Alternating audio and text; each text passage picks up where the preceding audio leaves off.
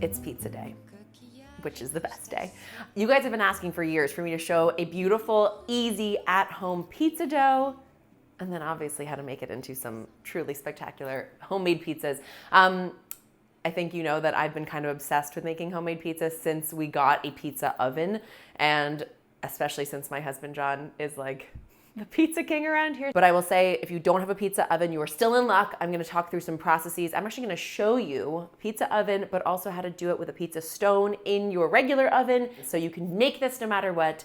It is chewy and crunchy. Like, the pizza that for me really hits all the spots is that Neapolitan style crust, where it's thin and crisp on the bottom, but then that beautiful, pillowy, chewy outer crust that is so delightful eating on its own or dipped into a little oil with a little salt, maybe a little chili oil. It's a whole thing.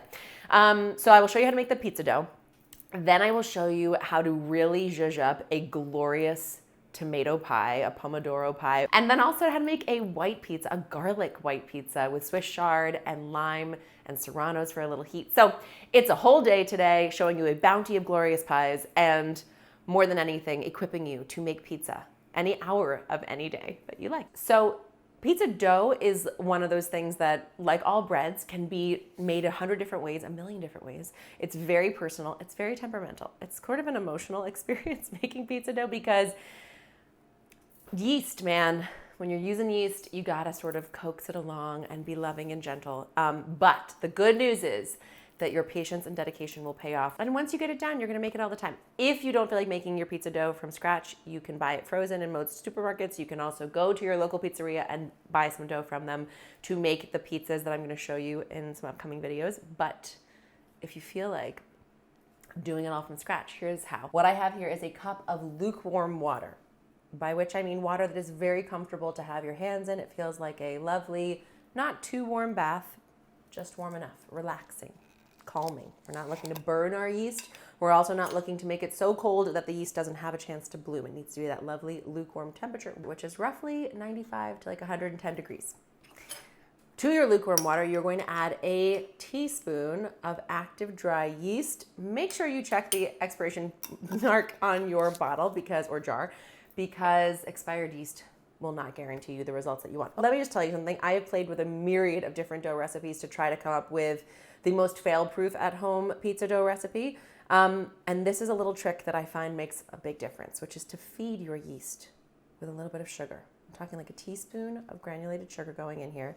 Another thing that I have found works really beautifully is warm milk. If you want to do like half a cup of warm water, half a cup of warm milk, and then a little pinch of sugar, yeast loves that. Yeast loves a yummy warm milk drink. So I'm just using my fork to stir it all up, and in a perfect world, dissolve the sugar into the water first so that you don't have to overmix with your fork now. But it should dissolve pretty quickly. Yeast is all in there. Let it sit 5 minutes. Here's what's gonna happen. In a perfect world, your yeast is actually going to start to bubble and bloom on the surface of this liquid, which is really cool to see. It's a fun little science experiment for you and your kids to do. But if you don't see bubbles on top, don't immediately freak out. As long as the water looks like smoky and murky kind of, it should be activating anyway. The only problem is, without being able to visibly see the bubbles and be sure that your active yeast is active, you could be working with dead yeast, which means that your dough will not puff, it will not have the rise it needs. So I really do try to make sure that I see the bubbles on top, which is the best way to guarantee. Okay, while our yeast blooms, let me tell you about the process for this dough. So I'm gonna make this dough today using my stand mixer fitted with the dough hook attachment, which is right here. But I oftentimes will do this dough just by hand. In my big wooden salad bowl or any big bowl you have, you bloom the yeast exactly as we're doing here, add the flours together into the bowl, and make a little well where you'll add your olive oil and this bloomed yeast, gather it together into a dough, knead it for a few minutes, and then let it sit for 15 minutes, and you'll proceed exactly as you do with the rest of this process. So if you don't have a stand mixer, do not freak out.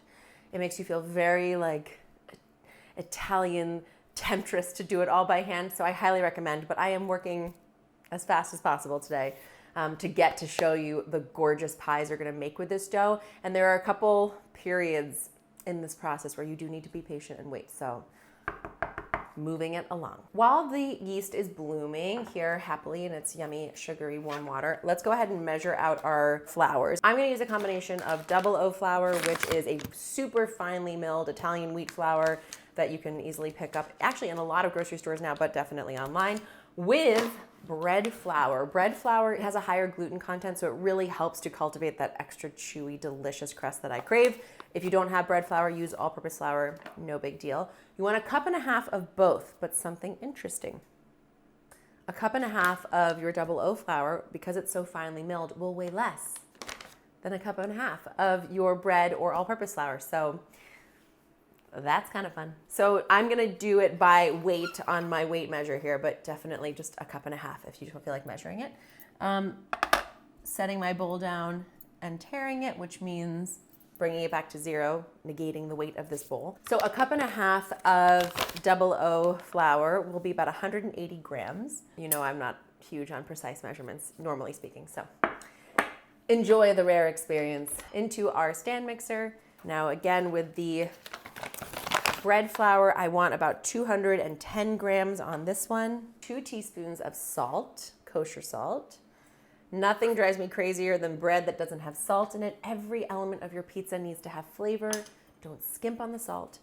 And honestly, I don't even bother with this sometimes, but you can give it a little mix just to distribute the salt into both flours. Okay, so our yeast has been sitting about 5 minutes. Come and see the lovely puff, the cloud of bloom that has situated itself on top. Go ahead and into the well that you formed here in your flour, pour your lovely yeast. If there's anything left in the bottom, I just do a splash more water, swizzle it, pour it in. And then I like to do like 2 tablespoons of olive oil right into the mix.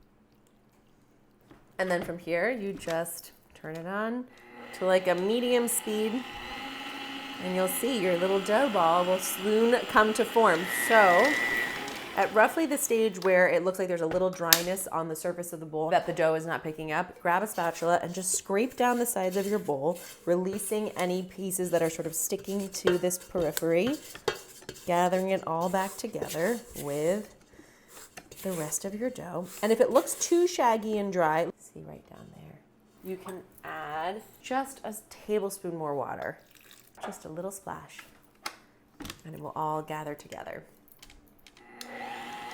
One more thing to note, the good news is you are literally doing this step in the process specifically to develop gluten, so don't worry about mixing it too much right this second. There she goes.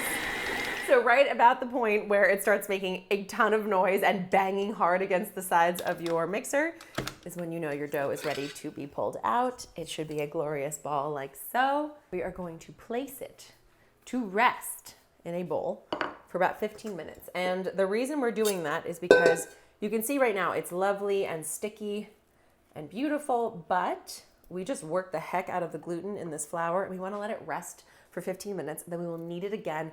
And the working of the gluten is what creates the structure of the crust, the chew, the beauty of pizza. So don't skip on this step. With a towel over top just to help lock in some moisture for 15 minutes in a warmish, well-ventilated place. Okay, the dough has rested about 15 minutes. Et voila. You see, it actually won't have puffed up very much, just a little bit. The flour has started to get hydrated with the liquid in our mix. You don't need a ton of flour. I just add like a little bit onto my work surface to help me with the kneading. And now here is where you get your meditative kneading, life in order, arm workout, pizza is coming experience. The kneading process, oh, by the way, if you have tons of bracelets like I do, one trick that I have found to be very helpful is I put like a sweatband over my bracelets and then they don't move, which is lovely in this process. The dough kneading process, you can see I'm sort of gathering the front half back and then using the heel of my hand to drive it forward. Then rotate 90 degrees, bring the front part back, use my heel of my hand to drive it forward, rotate 90 degrees, front to back, heel forward, rotate, front to back, heel forward. And this stage of the kneading is to do that second development of the gluten to really continue to stretch it and make it super elastic and chewy I'm gonna knead here at least 3 minutes. You don't wanna over knead your dough because then it can get a little tough. But at that 3-minute mark, it should be lovely and still pliable, kind of like the texture between Play-Doh and taffy with a little bit of stretch to it. If you can, make this dough like a day before you plan to use it, because ideally you'll let it ferment overnight in the fridge, 12 to 24 hours. And what that cool experience does is it slows the reaction of the yeast so that it takes longer to ferment so it has longer time to ferment the sugars in the flour, and you really build up that delicious, robust, rich, nuanced flavor of the crust, and also the structure that you want with pillowy bounciness and chew and also crisp crust on the bottom. This dough is beautiful. It's the right texture. You can see it has a lovely bit of tug on it still, nice and springy, but has some firmness to it, which is good. Cut your dough in half using a knife or a bench scraper. And I like to actually just sort of tuck the underside around to form like a little biscuit situation, like so. Give it a little round shaping. That is purely personal preference. But it does, I find, give you a beautiful dough ball to play with when it has risen into a greased bowl for each of these dough balls.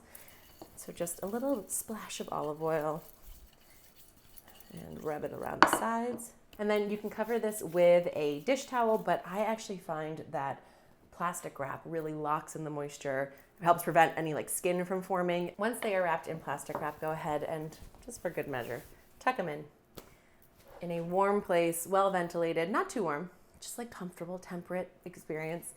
3 hours, they're gonna puff up, they're gonna develop twice their volume, they're gonna be lovely and springy and be able to be turned into any pizza you choose. 3 hours later, your dough will look like this. Wow. Look at the beauty of pillowy, soft, homemade pizza dough. So gratifying. Obviously, this dough can now be used to transform into any pizza of your choosing, or you can actually freeze it. And I will put instructions for how to properly freeze this dough and have it in your freezer for the next 1 to 2 months in the written recipe on daphneoz.com. So head there if you'd like those instructions. But we're not waiting a month to eat this. We are about to make the most delicious Pomodoro pizza straight into your kitchen with inspiration from one of my all-time favorite places to eat, which is at Jelena in Los Angeles. And we are also going to make a spicy, garlicky white pizza with Swiss chard and Serrano and lime. It is a powerhouse. It's a garlic knot plus a salad plus a pizza all in one, and you're gonna love it. So let's make some pizza with this dough.